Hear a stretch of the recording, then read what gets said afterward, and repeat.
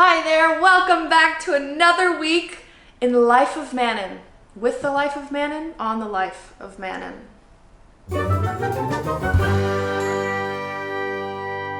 I asked you on my Instagram to ask me questions, and you asked me questions about me when really I wanted questions about you to help guide you. But since I got so many awesome questions, I'm going to do this instead and do the other thing next week. Hey, so first things first, someone said, how is your hair like that? No one said that, hold on. Oh, I like your hair. How do you get it like that? So I actually have something. It's a crimper. I got it on Amazon. Bedhead. Maybe it'll... Okay, this is not an ad, but I wanted to give you some insight of how I did it today. I do it different every day. Well, I do it different every week.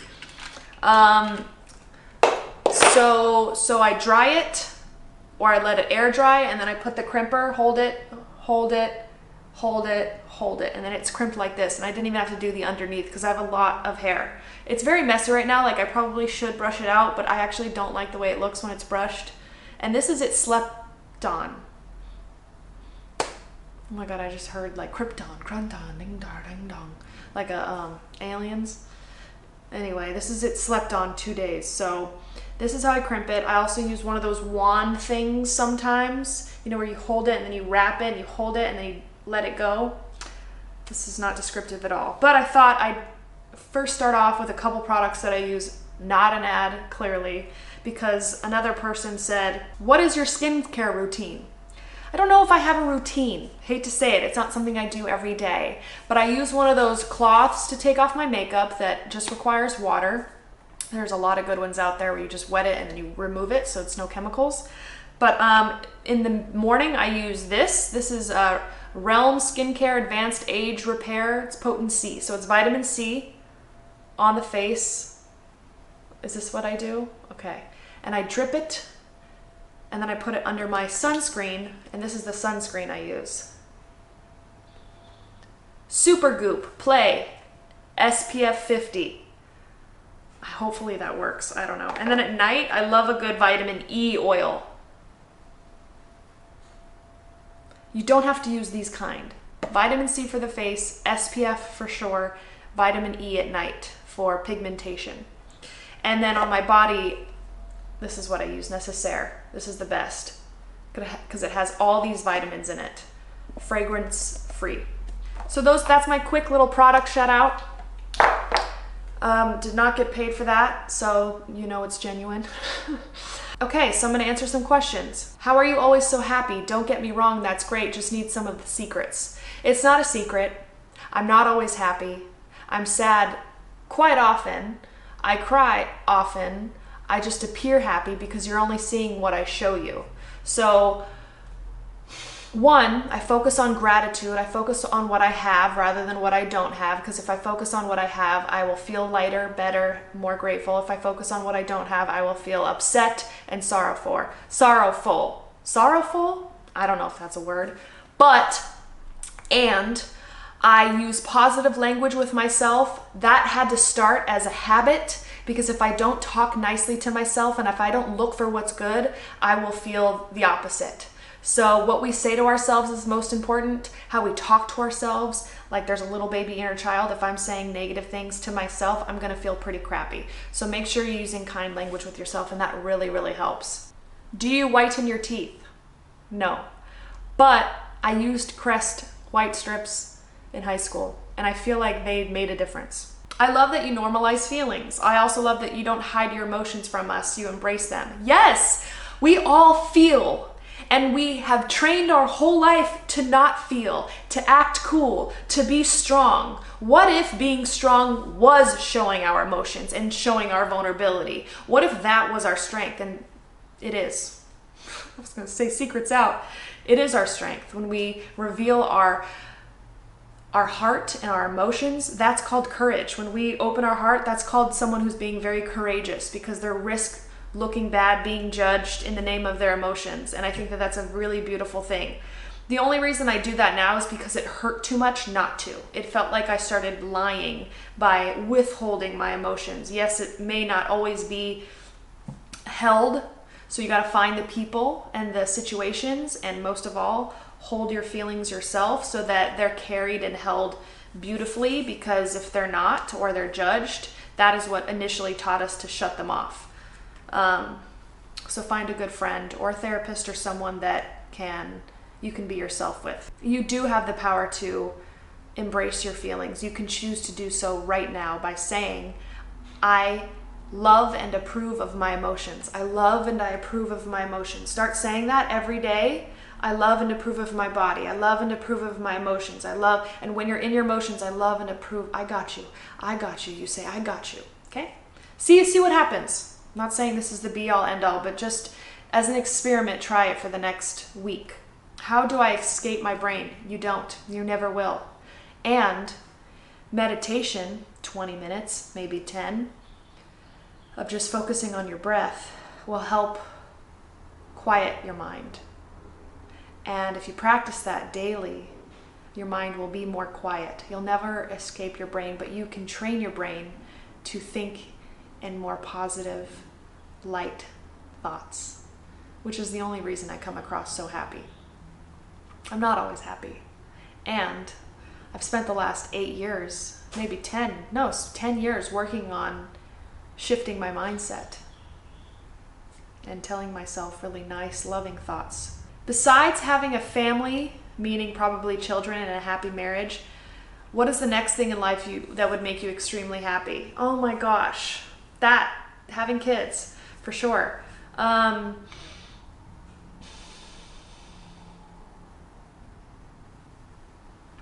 What would make me extremely happy is to continue the life I'm living, to continue to touch people, like their hearts, emotionally, to reach many people, hopefully in person at some point, like on stage, and give these kinds of funny yet really spiritual talks. I'd love to create the movies that I've written. I've written one feature in particular that I'd like to make, and I really want to get a great cast together and make it. That would make me happy, is to bring that into fruition. Travel with my significant other, and give back somehow in a really even deeper way than I already am, of just bringing my comedy, but giving back, like building some sort of improv dance school for kids. And I would love to do like a dance improv comedy fun, create some place where they can go and do that after school so that we can all connect again. Are you going to do more June and George? I'm just going to say yes. Nothing planned yet, but yeah. Do you really have 6 couches? No, I have 3 right now. Who's your favorite Avenger? Woo! Iron Man, Tony Stark, Jarvis. I like Mark Ruffalo as an actor. I just like him, but I don't know if like the Hulk is my favorite. Who else? Jeremy Renner's fun with the... Oh, Chris Hemsworth's great too. I love Thor. He's an Avenger, isn't he? He's so hot. Damn. Can you imagine knowing all 3 of them and just hanging out at their Christmas party? The Hemsworths. Even that name, Hemsworth. Hemsworth. So official and cordial. Have you ever dealt with a gaslighter? Just pictured a man like lighting gas. I can't tell if I'm living with one. If you don't know what that is, look it up. Yeah, I know what it is. It's somebody well, I guess it came from someone turning on the gas and making it hot. But then when the person that they're living with is saying, "Are you hot?" They're like, "No." So I guess that's the official backstory. It might not be. Somebody told me that. So you're making them feel like they're crazy. The person that you're living with is making you feel like you're the crazy one by devaluing your feelings. So if I'm saying, "Hey, like that really upset me," they go, "Well, that shouldn't have," or something. And you're like, "Well, that didn't make me feel hurt at all." Would have been nice if they could have just said, "Oh my gosh, tell me more." And what? And then what? And it made you feel what? Right? Because like even if I'm saying, "Hey, that really hurt my feelings when you said that you thought my hair was ugly," What if the other person didn't need to get defensive and go, well, I didn't mean it in a mean way. I didn't mean to hurt your feelings. Like, I should be able to express myself. Okay, that's defensive and maybe gaslighting. But what if the answer, what if they didn't, that was the only way that they knew how to respond, and you could guide them in saying, you know, it'd be helpful for me is if you could just ask me, hey, and what else? And what else? Or just acknowledge that at least hurt my feelings. Like, I'm sorry that hurt your feelings. You know I love you, or whatever. I don't know if that's helpful. But yes, I've dealt with one. I've probably portrayed gaslighting tendencies myself. So I've not only dealt with them, but I've dealt with them in myself as well. I tend to gaslight myself. I'll feel something and then I'll immediately be like, well, you shouldn't feel that way, man. Oh my God, I totally gaslight myself. So I've dealt with one. I'm claiming to be a gaslighter. I try not to do that with other people though. I think I hold space pretty well for other people. And I've dealt with people outside of me gaslighting, for sure. And I think the best way to deal with it is in a calm discussion later when you're not feeling emotional, which is hard. But even 20 minutes later, just like in that moment, if you're upset, talk about it later. Because when people are upset, it's their wounds fighting with each other. That's me displaying 2 gaping holes and then 2 wounds bleeding all over each other. Let's not have that, because then you can't really hear the other person. Come to them when you're relaxed and say, is now a good time to discuss something? So you're not ambushing them with your feelings. And if they say yes, you say, okay, when you said this, I felt this. So rather than be like, you're a horrible person, you said this, and it, you know, we want to take responsibility for our feelings, and we want to be honest about what they said hurt us. So we can absolutely say, when you said this, I felt this and it hurt me. And if they don't respond the way you'd like, let them finish. Take a deep breath. Can I suggest something? And if they say yes, if they say no, you might want to just leave the relationship. Like, if they're not willing to work with you or hear you or any of that stuff, I would heavily think about whether or not they're a good partner for you. And if they say yes, you can suggest something. So in that moment when I said that this hurt me, what I would really love is the space to process my pain. If you could just say what else until I feel finished, that would be so helpful for me. And see what happens with that, because that'll transform everything. We often feel like we need to fix when other people are upset. We don't. Oftentimes people can come to their own conclusion and come to the best solution for themselves. They just need the space to do that. But they get interrupted by people like me. I'll go, oh, well, you know, maybe you should just do this, or what do you think about this? Because we want to fix, we want to help. That's my 15-minute mark. That means I've been going on for way too long. But yeah, it's important to, 1, own how we feel, and 2, teach people what we need, right? Because that person that you're in a relationship with may not know, you may not even know what you need. So it's important to sit quiet and go, what do I need in this moment? What do I really need, without any shame or guilt attached? Oftentimes it's like, I just want to be heard, and I just need the space to be myself. So try that out for size. But yeah, if you're with somebody that's just not even able to communicate, not able to hear you, doesn't even want to work with you, it might be time to take some space and sit with yourself and see if this is a relationship that can work, or is it a relationship that I'd like to bless and leave behind me because I know that there's something more for me out there. Because there probably is. There's many, many options for you out there. You've just told yourself that there aren't, but there are. Do you often surge with laughter so much that you experience ego death? Yes, and it's my favorite thing. It's what I value most in the world. It's why I attract certain partners and certain friends in my life, because I just want to laugh. If I offend you, if I offend someone, it's not because I'm trying to offend. That's the mistake.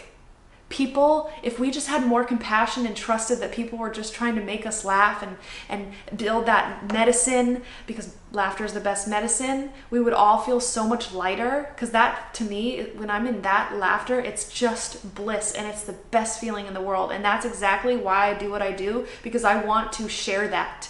And I hope I do. Any advice to stop self-sabotaging? Yes, stop. Stop. Stop it. When you feel yourself sabotaging, literally go cancel, cancel. In your mind, in your mind. In your mind, in your mind, in your mind. Stop, cancel, cancel. Self-sabotaging is just a loop. It's just a habit. It can stop at any time when you choose to stop it by literally going, stop it, and replace it with a better thought. So if it's like, I can't even do that. I'm going to say no to this event because even though I said yes because I felt yes in the moment, but now I'm thinking no, stop, just go, show up. I got this. You say, I got this. I got this. I can't do this. Stop it. I got this. I got this. Sounds easier said than done. It's going to feel weird the first few times you do it, but I promise you, what you say to yourself is most important. I've said that 1,000 times. And I'll say it 1,000 more. What is your exercise routine? I go on Mad Fit on YouTube, and it's this girl, and she moves stuff with weights and stuff. I like to get walks in. I watch some of her videos 5 times a week and do like little 20-minute arm lifts. It's fun, it's easy. It doesn't have to be hard. Don't make it hard. And say to yourself, I love exercise. I'll do one last question. And then next week, ask me something personal for you so that I can come up with some sort of verbal magic to help you, because chances are when you ask your question, everybody else will relate to the question, including me. Do you absolutely love what you do? What other things do you like doing? I love what I do. I love this right now. This moment is pure bliss to me. I love making comedy videos. It's so fun. I feel like a kid when I'm doing it. So I will continue doing it probably forever. The dishes are done. What other things do you like doing? I love getting together with friends. I love going out to sushi. I love a good hike. I love traveling. I love making love. That's the best, isn't it? Where did you get your Santa Cruz shirt? Oh my gosh, I got this at a thrift store. That's so funny. I'm glad I'm wearing it now. I love t-shirts, man. I just love them. Thrift stores like Crossroads, Wasteland, Buffalo Exchange, Iguana, all of those places you can get really awesome vintage t-shirts. And this one's one of my faves. Thank you for your compliment. I'm losing motivation, especially these last few months. Everybody is. You're so not alone. Oh my gosh, same. And Mel Robbins says motivation is crap. You're never gonna feel like it. So what she recommends is to use the 5, 4, 3, 2, 1 method where you count down in your mind to get you to do something. You have to act your way into right thinking. You gotta act your way into right thinking. So you go, okay, let's say you're laying down and you need to go to the gym. Okay, I'm gonna get up in 5, 4, 3, 2, 1 like a rocket, shoot up. And know that you're never gonna feel, don't wait for the motivation, just do the thing. Oftentimes the exercise is the thing that makes us feel good. So it's the getting there that is usually the hardest part, but do that, try that 5, 4, 3, 2, 1 and see what happens. And feel free to look her up. She's great. Thank you for making me laugh. You are so welcome. It's my privilege. I'm so grateful that you've been watching me, whether you found me on Vine, TikTok, Instagram, Facebook, and now YouTube. I appreciate you. I really do. This has been already so much fun doing these Q&A YouTube videos. I love it. Please share, like, subscribe for sure. It's really helpful. And if you like the message, share it. I think that's all. I'll see you next week. Mwah.